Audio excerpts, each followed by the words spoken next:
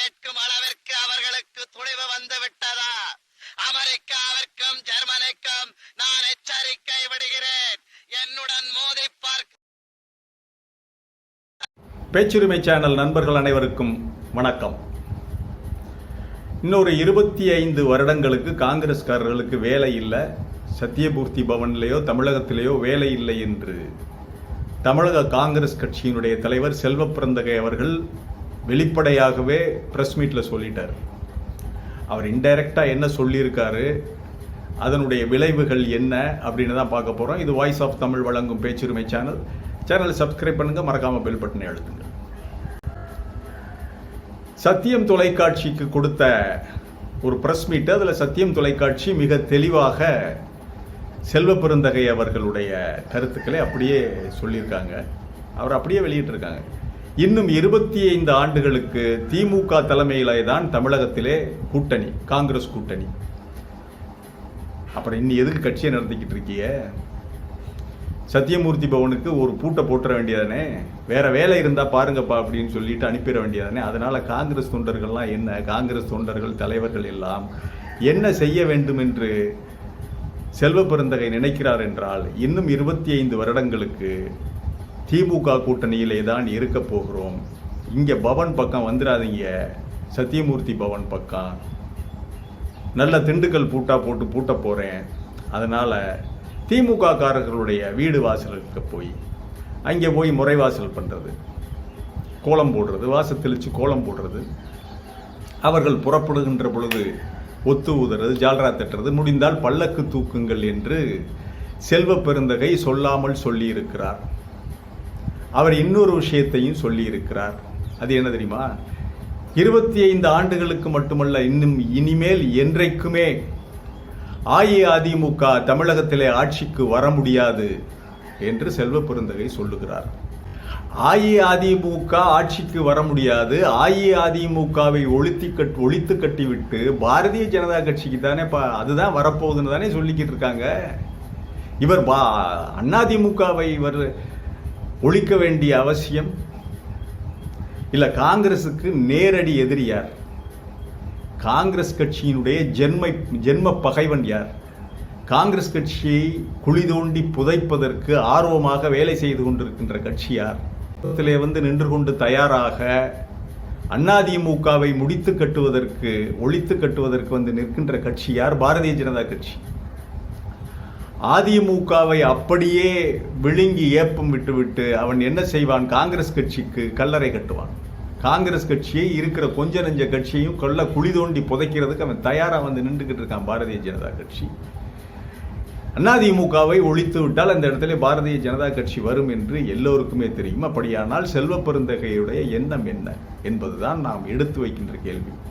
பாரதிய ஜனதா கட்சி, அஇஅதிமுக அழிய வேண்டும், பாரதிய ஜனதா கட்சி இங்கே வரணுமா, இல்லை பாரதிய ஜனதா கட்சி ஆட்சியை பிடிக்க வேண்டுமா என்றுதான் இந்த கேள்வியை நாம் முன்வைக்கிறோம். ஆகவே காங்கிரஸ்காரங்களாம் ஒன்று செஞ்சிருங்கப்பா. அவர் சொல்லிட்டார், தலைவர் சொல்லிட்டார், 25 ஆண்டுகளுக்கு இனிமேல் திமுக கூட்டணி தான். வேஸ்ட்டாக எதுக்கு கட்சியை வளர்க்குறீங்க? ஏற்கனவே முடிஞ்சு போச்சு கட்சி. சிவகங்கை மாவட்டத்தில் எல்லாம் கட்சியை ஊற்றி மூடி கல்லறை கட்டி அதில் கல்லறையில் தாமரை மலர்ந்திருக்கிறது என்றுதான் சொல்ல வேண்டும். தகப்பனும் மகனும் இங்கே காங்கிரஸ் கட்சி வெளியே தலா காட்டிராம காங்கிரஸ் கட்சியினுடைய கல்லறைக்கு வெளியே எழுந்து வந்துவிடக்கூடாது என்று காவல் இருக்கிறார்கள்.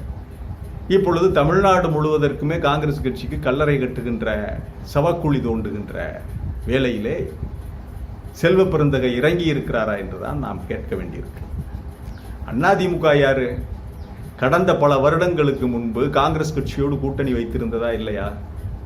அதிமுக பல சந்தர்ப்பங்களிலே அதிமுகவோடு கூட்டணி வைத்திருக்கிறது. காங்கிரஸ் கட்சி திமுகவோடு கூட்டணி வைத்திருக்கிறது, கம்யூனிஸ்ட் கட்சிகளோடு கூட்டணி வைத்திருக்கிறது. கூட்டணி வைக்காதது யாரோடு? பாரதிய ஜனதா கட்சி.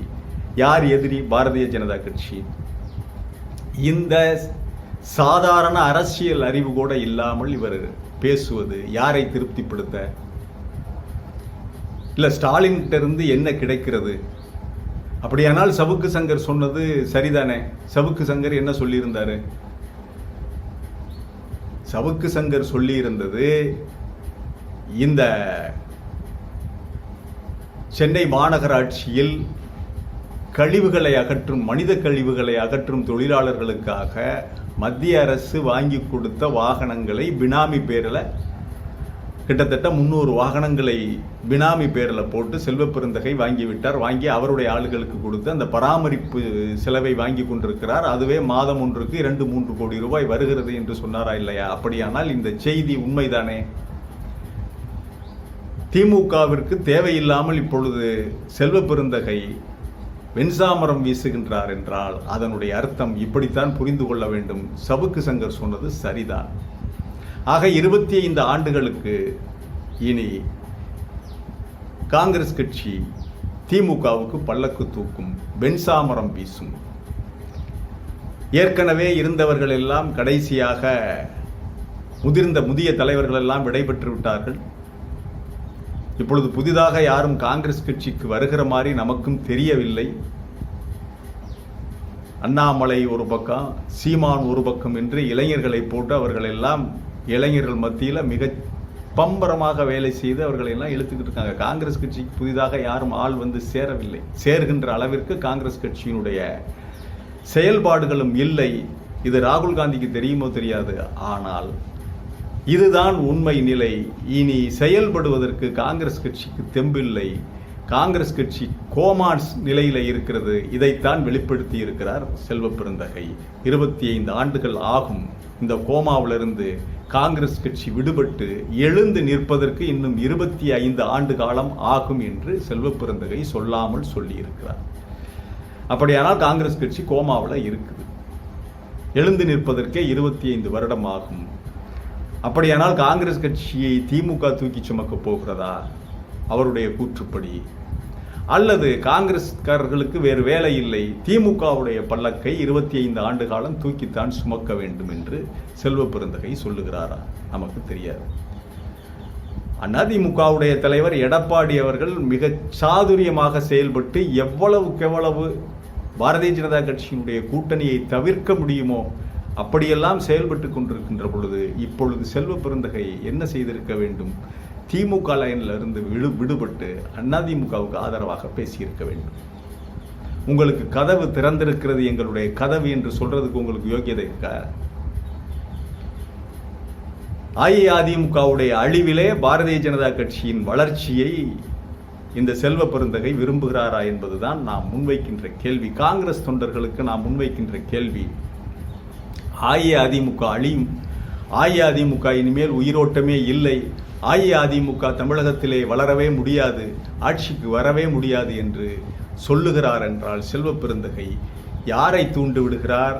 அதிமுக தொண்டர்களை தூண்டி விடுகிறார். நீங்க மரியாதையை போய் பாரதிய ஜனதா கட்சியில் சேர்ந்துருங்க, அவங்களுக்கு எதிர்காலம் இல்லை அப்படின்னு சொல்றாருன்னா அவங்க என்ன அர்த்தம்? எப்படி அர்த்தம் செய்து கொள்வது? நீங்க எல்லாம் போய் பாரதிய ஜனதா கட்சியில் சேர்ந்துருங்க.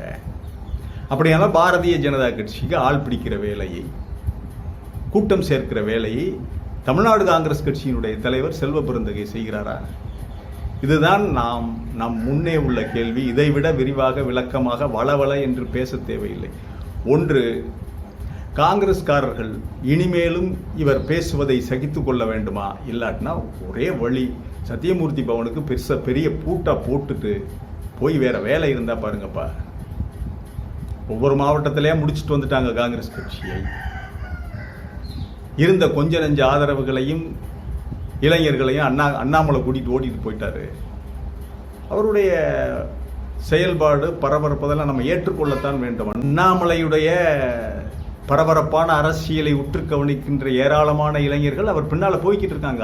அதுல ரெண்டாவதுக்கிறதுக்கு இடமே இல்லை.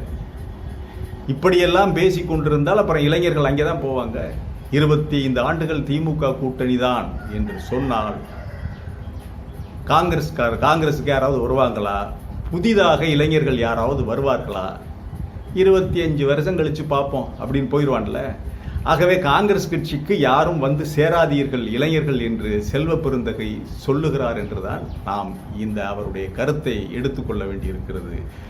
வேறு வழி இல்லை. அவர் சத்தியமூர்த்தி பவனுக்கு பெரிய பூட்டாக ஒன்று பூட்டுவிட்டு எல்லாரும் போய் துண்டை விரிச்சு தூங்குங்கப்பான்னு சொல்லிடலாம். இந்த செய்தி சேர வேண்டியவர்களுக்கு சேர்ந்தால் சரி, இதை பற்றி காங்கிரஸ் தொண்டர்கள் தான் கவலைப்பட வேண்டும், அவர்கள் தான் சீர்தூக்கி பார்க்க வேண்டும். இந்த நாட்டுக்கு சுதந்திரம் வாங்கி கொடுத்த கட்சி என்பதற்காக நாம் சொல்லுகிறோம். மீண்டும் ஒரு காணொளியிலே சந்திக்கிறேன். இது வாய்ஸ் ஆஃப் தமிழ் வழங்கும் பேச்சுரிமை சேனலை சப்ஸ்கிரைப் பண்ணுங்க, மறக்காம பெல் பட்டனை எடுத்துங்க. கமெண்ட் செய்யுங்கள், ஷேர் செய்யுங்கள், பிடித்திருந்தால் லைக் செய்யுங்கள். நன்றி, வணக்கம்.